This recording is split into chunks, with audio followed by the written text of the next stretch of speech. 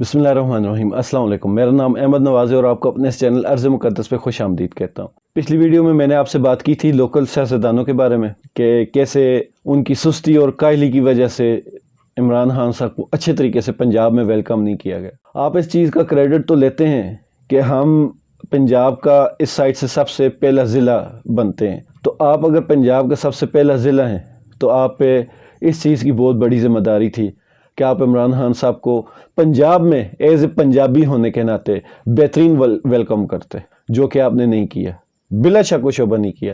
इमरान रियाज खान साहब हमेशा फेवर लेते होते थे कुछ लोगों की यहाँ पे, तो इस बार उन्होंने भी कहा कि अटक से काफ़ी मायूसी हुई, और क्यों हुई सारी दुनिया जानती है। अगर आप उस पर बोले बादशाह बने रहें तो ये आपका कसूर है, बाकी और किसी का नहीं है।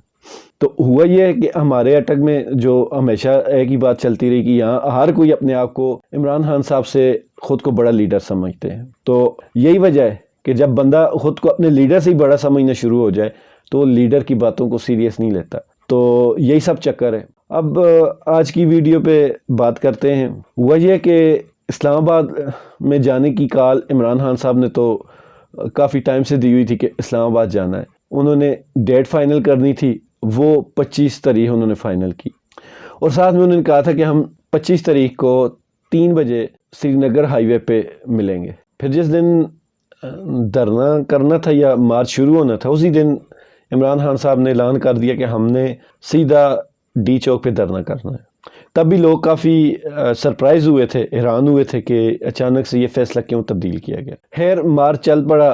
KPK से वाकई उनके साथ बहुत ज़्यादा लोग इकट्ठे हुए और अच्छा खासा क्राउड था उनके साथ। फिर पंजाब में आए, गो कि यहाँ अच्छा वेलकम नहीं हुआ, लेकिन यहाँ से भी काफ़ी जो ख़ुद से मतलब कि इनफरादी तौर पर लोग इमरान खान साहब के मार्च में शिरकत करने आए थे, वो काफ़ी बड़ी तादाद में थे। काफ़ी सारे लोग इन लीडरों ने रोक लिए इंतज़ार करवा के, मतलब कि सुबह 10 बजे जाना था, बल्कि सुबह 9 बजे की पहली कॉल थी, फिर 10 बजे, 11, फिर 12, फिर 1, फिर 2, फिर 3, फिर ये कुछ 4, 5, साढ़े 4 इसके बीच में ये मोटरवे पे पहुंचे।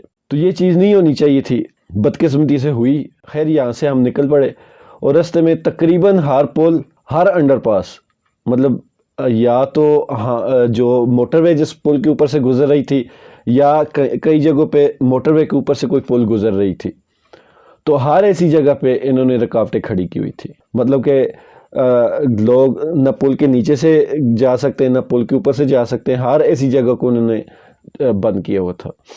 तो आम गाड़ियां तो निकल सकती थी। लोग कहते थे कि आपने तो कहा था जी हमारे पास मशीनें ये हैं वो हैं, वो बात ठीक है, छोटी गाड़ियां, मोटरसाइकिल वाले, पैदल, ये सब लोग गुजर सकते थे। असल मसला जो था, जो इमरान खान साहब का कंटेनर था वो फंस जाता था। अब तो जिस ब्रिज के ऊपर इन्होंने रुकावटें खड़ी की, वहाँ से तो रुकावटें हटाई, इमरान खान साहब का कंटेनर निकल गया। लेकिन जो ही ऊपर वाली पुल की बात आई, तो अब वहाँ नीचे से अगर 1 फीट भी अगर मिट्टी की ढेरी थी तो वहाँ पे इमरान खान साहब का कंटेनर नहीं गुजर सकता था, क्योंकि रोड और जो पुल के बीच का फासला है कंटेनर उससे तकरीबन कुछ 6 इंच या 1 फीट ही नीचे था। तो जो ही वो मिट्टी के ऊपर चढ़े वो ऊपर से लगना शुरू हो जाता था। तो यही वजह थी कि इमरान खान साहब के कंटेनर के लिए रोड को पूरे तरीके से साफ़ करना पड़ता था, तभी वो वहाँ से निकल सकता था। खैर ये सारी रुकावटें हटाते करते, मेरे पास वो वीडियो भी है, मैं वो आपको यहाँ पे शेयर करूँगा, ये बल्कि आप देख लें। तो इसको देख के आपको अंदाज़ा होगा कि किस तरह लोग इमरान खान साहब के लिए अपनी जान, अपना माल और अपनी जिस्मानी ताकत इस्तेमाल करते हैं। तो ये सारी चीज़ें सिर्फ मोहब्बत से आती हैं। तो खैर ये सारी चीज़ें रुकावटें हम हटाते, आंसू गैस की शेलिंग बर्दाश्त करते, इस्लामाबाद तकरीबन एंट्री जो हुई वो रात को 3 बजे के लगभग हुई। 3 बजे के लगभग एंट्री हुई तो लोगों ने इस्लामाबाद में काफ़ी अच्छा वेलकम किया। वहाँ लोग टोलियों की शक्ल में काफ़ी ज़्यादा बैठे हुए थे। और इस्लामाबाद में जो एंट्री मैंने की, हम इस्लामाबाद में इमरान खान साहब से आगे चल रहे थे, तो वहाँ जो मैंने देखा कि बहुत सारी फैमिलीज़ थी। मैंने पिछली वीडियोस में आपको बताया कि बहुत सारी फैमिलीज़ थी, छोटे बच्चों के साथ थी, और वो पूरी मोटरवे से लेके इस्लामाबाद तक कोई 10-12 किलोमीटर का सफ़र बनता है, उसमें वो सारे के सारे लोग रोड के किनारे पे बैठे इमरान खान साहब का इंतज़ार कर रहे थे और वालियाना इंतज़ार कर रहे थे। तो बहुत ज़्यादा हैरत हुई। रात के 1-2 بجے فیملیز بیٹھی ہوئی ہیں روڈ کے کناروں پہ، اور کئی لوگ تو گھروں سے چٹائیاں لے کے آئے تھے اور پراپر جس طرح ایک پکنک کا سما ہوتا ہے ویسے بیٹھے ہوئے تھے سکون سے۔ خیر وہاں سے ہم آگے گئے، پھر ریڈ زون کا ایک ایریا تھا یہ 0 پوائنٹ کے پاس، وہاں پہ کافی شیلنگ ہوئی۔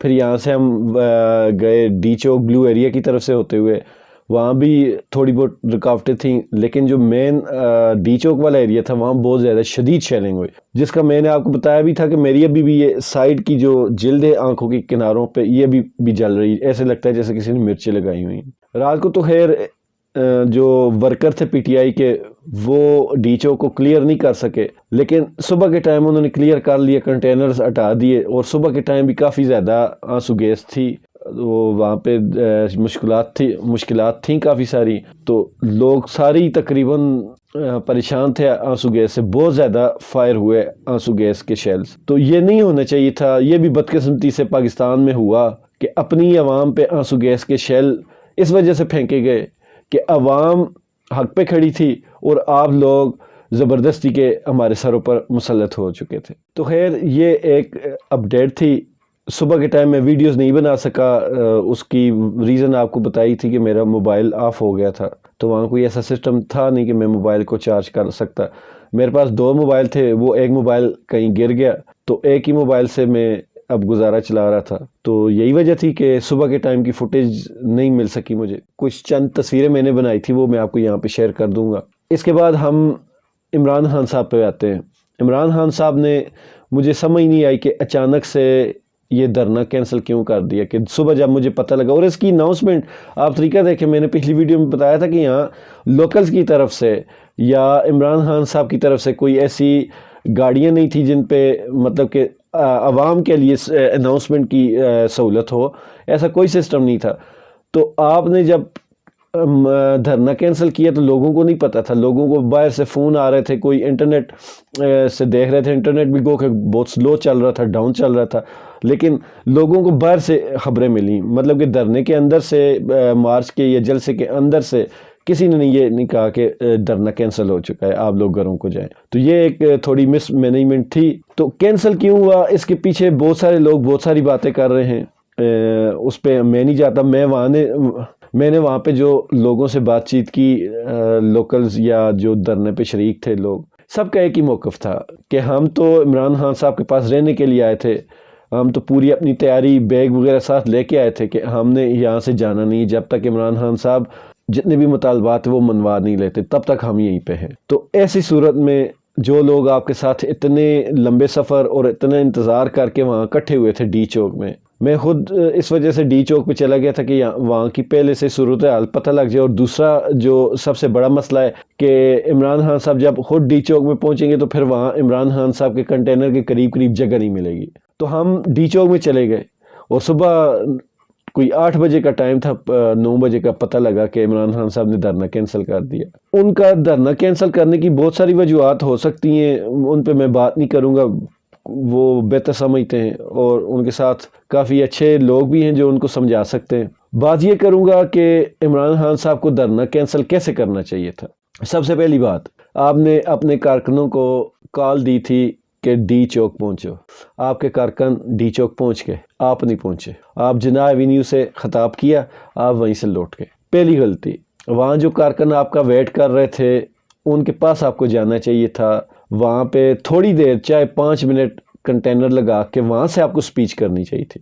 سر یہ بڑے بڑے آپ کے جو صحافی ہیں ان سے بھی میں یہ درخواست ہے کہ اس بات کو سمجھیں کہ آپ نے ڈی چوک کی کال کی تھی، آپ کو لاسٹ سپیچ، آخری خطاب ڈی چوک میں ہی کرنا چاہیے تھا، تاکہ لوگوں کو پتہ ہوتا کہ خان صاحب نے ہمیں ڈی چوک بلایا تھا اور خان صاحب ہمارے بیچ میں آئے، وہاں آ کے آپ نے خطاب کیا۔ آپ کو کم از کم ڈی چوک میں آ کے خطاب ضرور کرنا چاہیے تھا، وہاں آپ کو سپیچ یا انٹرویو و جو بھی تھا وہاں پہ آپ کو کرنا چاہیے تھا۔ اور وہاں بہت زیادہ لوگ آپ کا انتظار کر رہے تھے، بہت زیادہ لوگ انتظار کر رہے تھے آپ کا، وہاں بھی فیملیز تھیں، بچے تھے چھوٹے، اور دور سے لوگ آئے ہوئے وہاں پہ اپنی کیمپنگ تک کر چکے تھے، کیمپ بنا چکے تھے لوگ، تو وہاں بالکل رہنے کی نیت سے آئے تھے۔ تو ان لوگوں کو جو بندہ گھر میں بتا کے آئے ہو کہ میرے آنے کا کوئی پتہ نہیں ہے، اس بندے کو آپ اچانک سے کہہ دیں کہ جائیں گھر، اور وہ بھی آپ نہ کہیں اور باہر سے لوگ فون کر کے کہیں آ جاؤ دھرنے والوں، تمہارا دھرنا تو گیا، ختم ہو گیا. سر خود سوچے کتنا morale ڈاؤن ہوتا ہے. یہ چیزیں آپ کو سوچنی چاہیے اور سوچنی پڑیں گی. اگر آپ نے اس ملک میں انقلاب لانا ہے تو آپ کو یہ چیزیں سوچنی پڑیں گی کہ آپ نے کس ٹائم کون سا فیصلہ کرنا ہے، اور کون سے فیصلے میں آپ نے اپنے خاص لوگوں کو شامل کرنا ہے، اور کون سے فیصلے میں آپ نے اپنے عام کارکنوں کو شامل کرنا ہے. سر کچھ فیصلوں میں عوام کی مرضی اور شمولیت ضروری ہوتی ہے. یہ آپ کو یہ باتیں سمجھنی پڑیں گی. آپ کا عوام کے ساتھ براہ راست کانٹیکٹ رابطہ نہیں ہوگا تو عوام آہستہ آہستہ آپ سے پیچھے ہونا شروع ہو جائے گی. اس کی وجہ یہ ہے کہ ہماری قوم کی نیچر یہی ہے کہ جو چیز ان کو ایک ہی روٹین سے ملتی رہے اسے وہ پیچھے ہٹ جاتے ہیں. تو یہ چیز آپ کو دیکھنی چاہیے. آپ کو روز ایک چینج لانا چاہیے. آپ کو عوام کو کچھ فیصلوں میں شامل کرنا چاہیے، اور یہ اچھے لیڈر کی ایک نشانی ہے کہ آپ عوام کو اپنے فیصلوں میں شامل کریں. دوسرا آپ نے یہ کہا کہ میرا مطالبہ الیکشنز میں پہلے بھی میں ویڈیوز میں یہ ذکر کرتا رہا ہوں کہ سر اس مطالبے کو چھوڑیں. سب سے پہلے یہ مطالبہ رکھیں کہ جنہوں نے اس ملک کو نقصان دیا ہے ان کا حساب ہونا ضروری ہے. آپ بہتر سمجھ سکتے ہیں کہ میں کن کی بات کر رہا ہوں. سبھی لوگ جو موجودہ حکومت ہے یا اس کو لانے والے ہیں، ان کے ہینڈلرز یا جو بھی ہیں، ان سب کو ایک دفعہ کٹہرے میں ضرور کھڑا کرنا پڑے گا، نہیں تو یہ ملک کبھی بھی سکون کی سانس نہیں لے سکے گا. آپ فرض کیا آپ نے الیکشن کا مطالبہ رکھا اور انہوں نے کہہ بھی دیا کہ آپ جائیں تو ہم کر سکتے ہیں، اور انہوں نے کہہ بھی دیا کہ آپ جائیں تو ہم الیکشن کروا دیتے ہیں. پہلی بات تو آپ تو پھر ان پہ اعتبار کرنے لگے. پہلے بھی آپ ہی نے کہا تھا کہ میرے ساتھ دھوکہ کیا انہوں نے. تو یہ ساری باتیں کرنے کا مقصد صرف ایک ہی تھا کہ خان صاحب ہمیں آپ سے پیار ہے اور ہم کسی صورت نہیں چاہتے کہ آپ فیل ہوں. آپ کو کم از کم ڈی چوک میں ضرور پہنچنا چاہیے تھا. اور میرے حساب سے، میرے خیال میں، میرا خیال غلط بھی ہو سکتا ہے، ظاہری بات ہے آپ نے سب کچھ دیکھا ہوا ہے، آپ کے کانٹیکٹس ہیں، آپ کو زیادہ بہتر پتہ ہوگا کہ آپ نے کیا فیصلہ کرنا ہے، تو آپ کو بہتر علم ہو سکتا ہے. لیکن میرے جیسے ایک عام آدمی کی ایک خواہش تھی کہ آپ کم از کم ڈی چوک میں آتے، وہاں پہ اپنے لوگوں کے بیچ میں کھڑے ہو کے آپ ایک دفعہ شام تک اگر بیٹھتے تو بہت ہی اچھا تھا، اور شام کو خطاب کرتے اور پھر لوگوں سے کہتے کہ آپ لوگ چلے جائیں. اگر ایسا نہیں ہو سکتا تھا تو کم از کم آپ کا آخری خطاب ڈی چوک میں ہونا چاہیے تھا، کیونکہ میں وہاں خود رکا ہوا تھا. میں نے خود دیکھا ہے کہ لوگوں کا morale کافی ڈاؤن ہوا ہے. یقین جانے میں خود ڈی چوک میں تھا اور پوری رات وہاں گزاری میں نے، اور لوگوں کو دیکھا میں نے کس طرح وہ آنسو گیس کا انہوں نے مقابلہ کیا اور شیلنگ کا مقابلہ کیا، اور کس طرح اپنے بچوں اور فیملی کے ساتھ وہاں بیٹھے ہوئے تھے، اور بغیر کھانے کے، بغیر پینے کے، پانی کا کوئی انتظام نہیں تھا، کھانے کا کوئی انتظام نہیں تھا. اتنی ساری مشکلوں کے بعد وہ آپ کا انتظار کر رہے تھے، تو اس پہ وہ حق بجانب تھے. ان کا حق بنتا تھا کہ آپ وہاں پہ آتے ڈی چوک میں، آخری خطاب آپ وہاں کرتے، اور اس کے بعد آپ چلے جاتے. لوگ بہت خوش ہوتے، کیونکہ میں وہاں تھا تو میں نے خود اندازہ کیا کہ لوگ بہت زیادہ مایوس ہوئے آپ کے اس فیصلے سے. میں عام لوگوں کی بات کر رہا ہوں، اور آپ کو پتہ ہے آپ کی ووٹ عام لوگ زیادہ ہوتے ہیں، تو زیادہ ووٹ آپ کو عام لوگوں سے ملتی ہے، اور عام لوگوں کا جو خیال یا عام لوگوں کا جو فیصلہ ہوتا ہے وہی سب پہ اثر انداز ہوتا ہے. تو انشاءاللہ تعالیٰ عوام آپ سے بہت زیادہ محبت کرتی ہے اور اس چیز کو بھی بھول جائے گی.